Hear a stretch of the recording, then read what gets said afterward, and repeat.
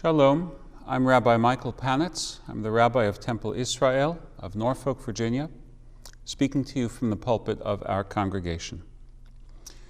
Today's subject is the question, can standards be regained? America today reminds me of Humpty Dumpty. It has had a great fall. Can it be put back together again? The great fall that I allude to has numerous components, and to discuss them all would take more time than these messages ask you to devote. But I will focus on one aspect of this decline that particularly troubles me: the partisan divide over whether to respect the judicial process.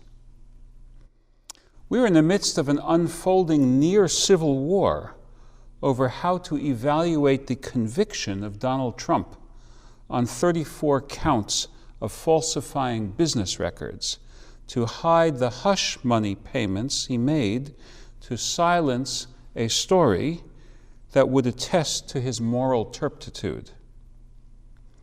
I find it striking that at this juncture, our country has failed to live up to the respect for the law that the other democracy I love, the State of Israel, has exhibited in a parallel situation. A former Prime Minister of Israel, Ehud Olmert, was found guilty of corruption in 2014. After the conclusion of the appeals process, he served a prison sentence, 2016 to 2017.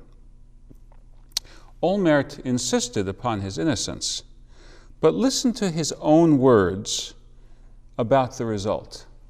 These words from an interview he granted Daniel Estrin, April 19, 2022. And the former Prime Minister said, "Well, the bottom line, you may be president and prime minister or an ordinary citizen. When the court decides that you're guilty, you're guilty. And you have to bow your head and accept the judgment and behave accordingly," which I did. Now, two caveats are in order. First, American courts are not infallible. Growing up in Paterson, New Jersey, I had a ringside seat to an investigation of the local courts in the aftermath of the wrongful conviction of the boxer Rubin Hurricane Carter and John Ardis, wrongfully convicted of murder. And second caveat, the current Israeli Prime Minister has not thus far demonstrated the respect for the Israeli legal system that his predecessor Olmert did. All that said, the partisan division in America over the recent conviction of a former president signals to me the destruction of yet another guardrail of our democracy. What can we turn to from our Jewish tradition for guidance at this juncture? As it happens, the rabbis knew a lot about the decline of standards.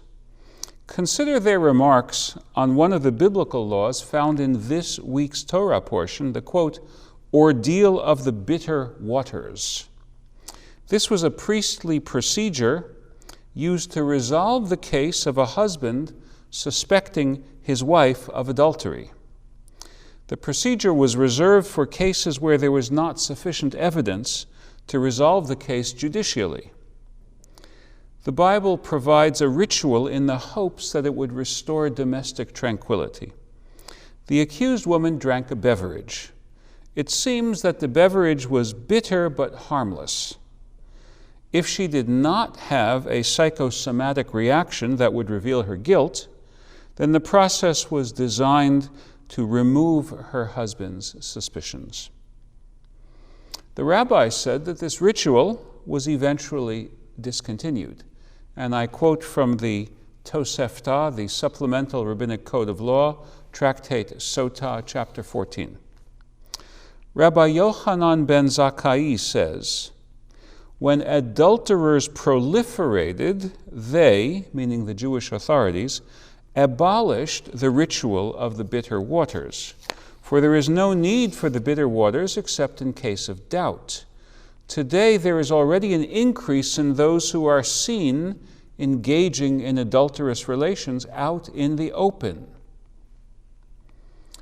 The implication of Rabban Yochanan ben Zakkai's statement is sobering. The ritual presupposed a generally high moral standing of Jewish men. In later days, that standard being regretfully lower than in former years, the ritual could no longer be used without it becoming an instrument of corruption. The Jewish response, therefore, was to discontinue the ritual. This is a remarkable statement. As the rabbis put it, the text says, "Explain me, hakatuv omer darsheni." Rabbis were all about creating a fence for the Torah. That meant adding to the realm of daily actions sanctified by oral tradition as part of God's instructions for our conduct.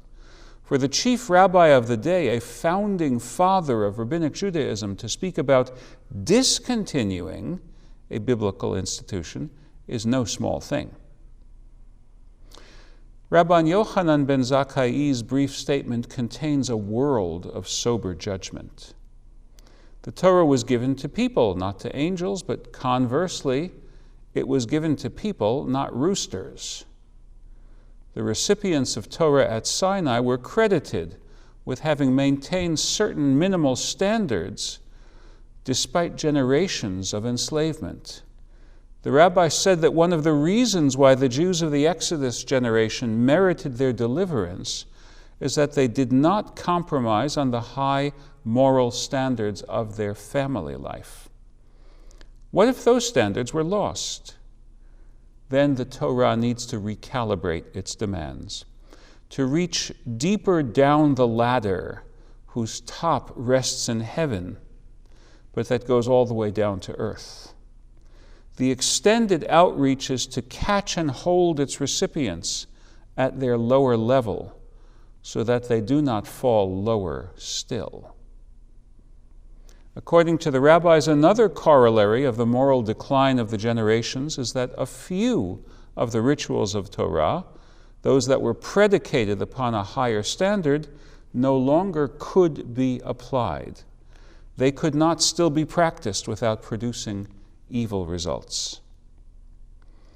What was the overall rabbinic response to this decline of standards?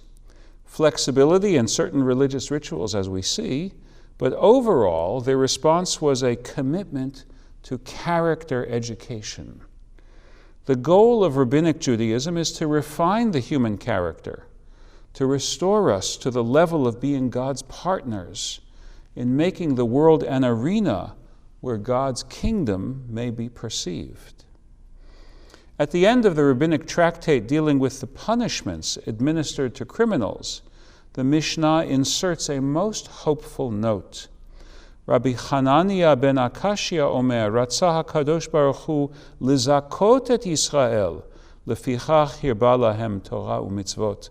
Rabbi Hanania ben Akashia says, the Holy Blessed One sought to confer merit upon the Jewish people. Therefore, God multiplied for them instructions and commandments. As each commandment fulfilled increases merit. God sought to make the Torah great and glorious by means of the proliferation of commandments. Some specific institutions had to be shelved, but the project of restoring the moral level of humanity remained an enduring goal. And so must it be with our American life. We need to be clear-sighted about the decline of our taking as our pathfinders the better angels of our nature. Not in all ways, but sadly it is true that in some ways we are worse as a nation than we were in generations past. From this realization, we need to chart our return. Our religion teaches that we are better people when the powerful, not only the disenfranchised, are held to account by the law. When a King David sins, a prophet Nathan is needed to confront him. That begins the healing of the nation. May we find our Nathans, our true prophets, and may we heed them when they teach and guide us. Amen.